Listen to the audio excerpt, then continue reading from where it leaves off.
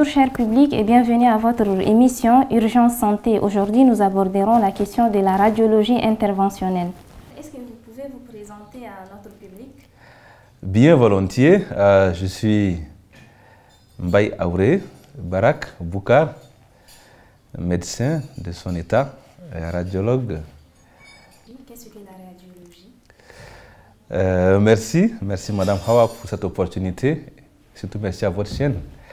La radiologie, ou que dirais-je, la radiologie et l'imagerie médicale est une branche de la médecine qui utilise les propriétés physiques des rayonnements ionisants, de l'électromagnétisme ou bien des faisceaux ultrasonores pour analyser le corps humain, avoir des images et permettre de faire le diagnostic et le traitement des pathologies connues. Quels sont les démembrements de la radiologie? Alors, la radiologie a principalement deux démembrements.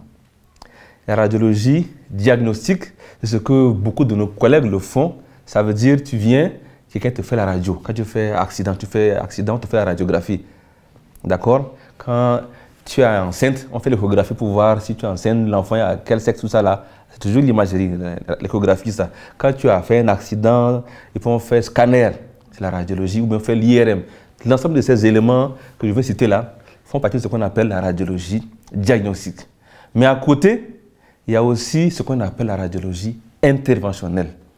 Là, on fera appel aux moyens d'imagerie que je viens de citer là pour faire et le diagnostic et traiter une pathologie donnée. Donc, diagnostic et traitement, l'ensemble a fait la radiologie interventionnelle.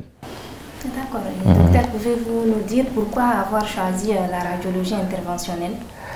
La radiologie interventionnelle fait partie des nouveautés dans ce qu'on appelle l'imagerie médicale. Parce que, tenez-vous bien, c'est bien de faire le diagnostic des pathologies à travers l'imagerie médicale, mais depuis une vingtaine d'années déjà en France, les gens sont allés au-delà du simple fait de faire le diagnostic. Par exemple, tu as mal au thorax, tu viens, on fait la radiographie. Ah, tu as tuberculose, mais tu tousses. Tu as par exemple fait un accident, on fait la radiographie. Ah, tu as une fracture, les os sont cassés. Mais la RI, ce qu'on appelle la RI ici, permet maintenant d'aller au-delà du simple fait de dire que tu as telle chose. Nous, on peut maintenant aller même te faire un traitement. Imaginez quelqu'un, une femme qui vient d'accoucher, qui est en train de saigner. D'accord? Ça, c'est une des causes les plus fréquentes dans notre pays, le Tchad. Alors, le radiologue interventionnel sera à mesure de piquer un vaisseau et suivre le parcours des vaisseaux à travers le scanner ou bien l'échographie et mettre certaines substances qui vont venir boucher le vaisseau et arrêter, par exemple, le saignement. Ça, c'est déjà un des éléments de la radiologie interventionnelle. Donc, je pense qu'au lieu de rester juste au niveau diagnostic, j'ai trouvé nécessaire d'aller au-delà et chercher à aider notre population en faisant ce qu'on appelle la radiologie interventionnelle. Merci.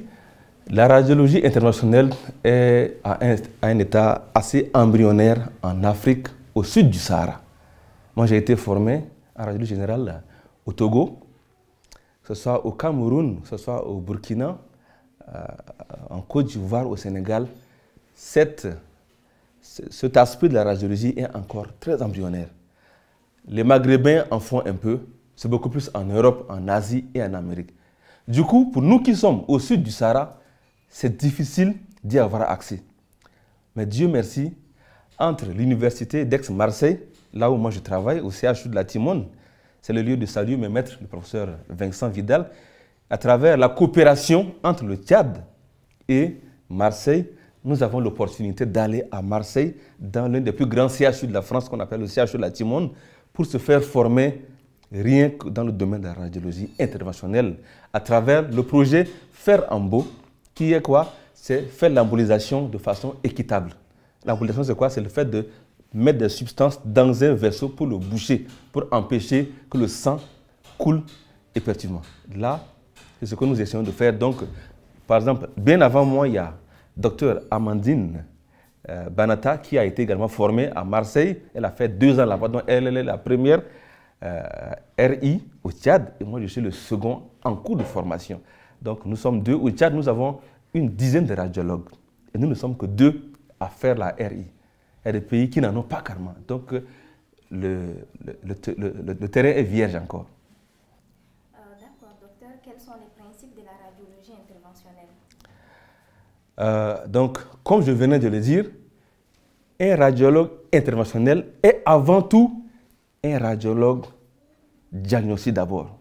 Il faut d'abord faire 4 ans minimum de formation postdoctorale comme radiologue et maintenant on essaie d'aller faire la RI. En Europe, en France, eux, après avoir fait 4 ans, quand ils sont docteurs juniors, il faut encore 2 ans dans ce qu'on appelle la RIA, radiologie interventionnelle avancée.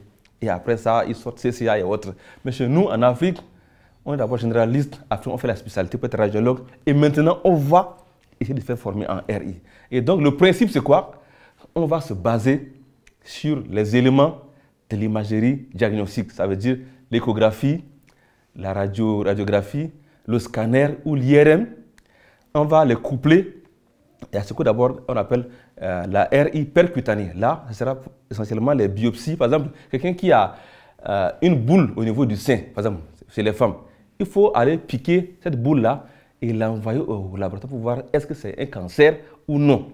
Là, c'est ce que nous, on peut faire, le percute. Quelqu'un qui a, par exemple, une boule au niveau du foie, un tissu qui n'est pas normalement à sa place, on ne sait pas est-ce que c'est un cancer, est-ce que il faut venir avec les matériels, mettre une aiguille dans le ventre, aller au niveau du foie, mais pour suivre le trajet là, il faut passer par l'échographie ou le scanner. C'est ça la radiologie interventionnelle. Quelqu'un qui a par exemple une femme qui a des fibromes, c'est fréquent dans notre pays, le Tchad.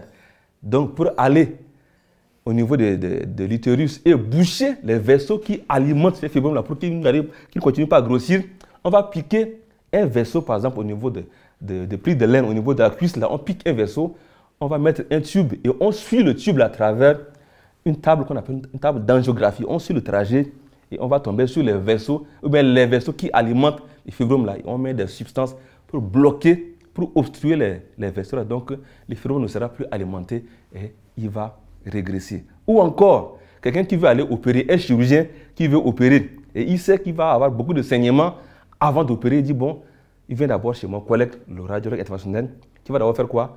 Une embolisation. Ça veut dire quoi? C'est de boucher les vaisseaux qui vont beaucoup saigner pendant l'opération. Donc du coup, il s'assure que l'opération qu'il va faire ne va pas entraîner beaucoup de saignements. Parce que qui dit saignement, dit choc. Qui dit choc peut entraîner la mort. Et donc pour pouvoir éviter tout cela, le RI est là. Donc la radiologie interventionnelle a un vaste éventail, au fait, un vaste domaine d'action que peu de personnes connaissent. En fait. D'accord, docteur. Et qui pratique la radiologie interventionnelle?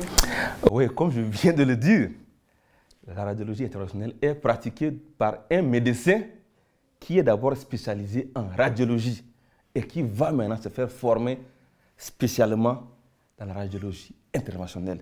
Il y a ce qu'on appelle le percutané, comme je viens de le dire, les biopsies et autres, et ce qu'on appelle l'angio ou bien le côté vasculaire. Tenez-vous bien, par exemple, quelqu'un qui a fait un AVC, vous connaissez l'AVC, quelqu'un qui est là, sa bouche se déforme, ses membres ne peuvent plus bouger, n'arrive plus à bouger, n'arrive plus à parler. Un AVC, dans les 4 premières heures, si on l'amène rapidement chez nous, on peut aller par exemple passer par les vaisseaux du cou, la tête et aller maintenant enlever le caillot qui a bloqué les vaisseaux de la tête là. Si on enlève le caillot là à temps, la personne peut récupérer à 100%. Alors qu'ici chez nous, ça n'existe pas. Du coup, quand on fait un AVC au Tchad, c'est juste, on va chercher à gérer seulement les séquelles. Il a déjà la main qui est comme ça, on va faire kiné et autres parce qu'on n'a pas la RI. Si on avait la RI, dans les 4 heures qui suivent l'AVC, on peut aller faire ce qu'on appelle la thrombectomie. On va aller casser le caillot qui a obstrué le vaisseau sanguin du cerveau et qui fait que la zone du cerveau qui est obstruée n'est pas alimentée en oxygène et la personne n'arrive plus à bouger. Soit le bras, la jambe, sa bouche est déviée, n'arrive plus à parler, n'arrive plus à bien voir. La RI peut régler cela. Vous voyez, donc il y a tellement de domaines d'action de la RI, d'où l'importance de l'installer au Tchad. Et nous profitons de votre télévision pour parler à nos autorités. C'est important d'avoir la RI au Tchad parce qu'il y a beaucoup de maladies qu'on peut soigner ici, mais qu'on laisse les gens mourir ou bien les gens avoir des séquelles inutiles entre griffes. Et parfois même on essaie d'aller à l'extérieur qu'on appelle souvent l'évacuation. On prend tellement goût à ce mot-là. Je veux faire évacuation. Alors qu'on peut le faire ici s'il y a les moyens. D'accord, docteur. Quels sont les avantages qu'offre la radiologie interventionnelle?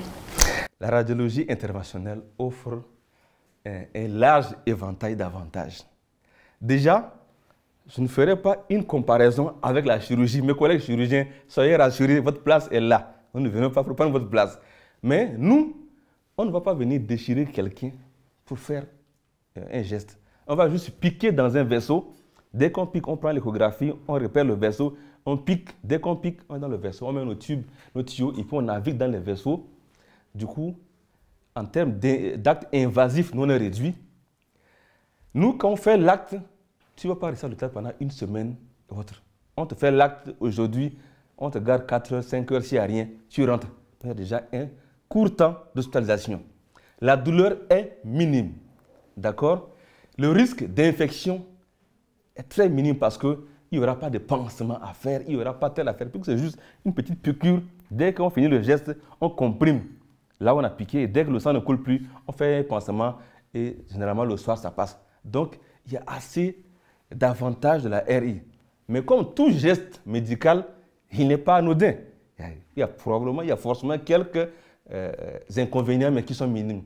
Et avant de poser un geste, la radiologie interventionnelle prend son temps de s'assurer de peser le pour et le contre avant de le faire. Il y a aussi des gestes qui ne peuvent pas être faits par le chirurgien et le chirurgien nous les envoie aussi. Donc, au fait, nous travaillons en synergie avec nos collègues de la chirurgie. À présent, pouvez-vous parler de l'état des lieux de l'imagerie médicale au Tchad en général et de la radiologie interventionnelle en particulier? Merci pour cette question qui me semble assez pertinente parce que au Tchad, l'an dernier, avant que je ne bouge pour la France, nous étions de ceux-là qui avons fait la réunion à Radisson Blu pour créer ce qu'on appelle la Société tchadienne de radiologie et d'imagerie médicale, en abrégé la SOTRIM. Et nous étions 10 radiologues pour tout le Tchad. Tout le Tchad, nous sommes environ 18 millions de population. Et pour tout le Tchad, nous ne sommes que 10 radiologues. Et il est bien vrai qu'il y a une dizaine de jeunes confrères qui sont en formation un peu partout, au Togo, en Côte d'Ivoire, au Sénégal principalement. Ils vont peut-être d'ici 3 ou 4 ans, ils vont nous renforcer. Mais toujours est-il qu'il y a un manque cruel de radiologues au Tchad, alors que le travail à abattre est énorme. Donc nos collègues de la SOTRIM, ensemble, on essaie de faire un travail de sensibilisation et de mettre surtout de l'ordre dans ce qu'on appelle la radiologie, parce que les gens confondent beaucoup de choses. Quand on dit radiologie, ce n'est pas seulement faire la radio, thorax, non. Il y a beaucoup de choses, le scanner, l'échographie, l'IRM. L'échographie aussi est faite de façon anarchique au Tchad. Quelqu'un quitte, il va faire 6 mois au Soudan, il revient, il ouvre un cabinet, il se met à faire des échographies, il fait des conneries. Alors que c'est un acte médical qui est bien codifié. Donc je crois que le travail qui doit être fait, le travail est là. Docteur Barak, quel est votre mot de fin? Vous êtes radiologue, diagnostic et interventionnel. Merci. Merci Madame Hawa pour l'opportunité que vous nous accordez aujourd'hui de porter notre voix au-delà de notre frontière, je le dirais. Le mot de fin, c'est de vous remercier. De remercier et surtout remercier l'équipe de Marseille qui nous a ouvert ses portes. Ils ont ouvert la porte à Dr Amandine. Depuis 2 ans, elle a été formée correctement. Elle est prête à venir travailler, mais c'est juste qu'il manque le matériel. Moi, je suis encore en formation. Il me reste encore 6 mois avant de finir ma formation en RI. Je les remercie vraiment. Et ils sont disposés avec le protocole d'accord entre le Tchad et l'Université de Marseille. Il est disposé parce qu'il a déjà formé les gens au Sénégal, il a formé les gens en Côte d'Ivoire, au Cameroun. Actuellement, le Tchad est le 4e pays en position. Le Bénin aussi nous suit de près, le Togo aussi nous suit de près. Donc si nous on traîne, ils doivent prendre l'avance sur nous. Alors qu'il y a un besoin réel qui se pose ici au Tchad.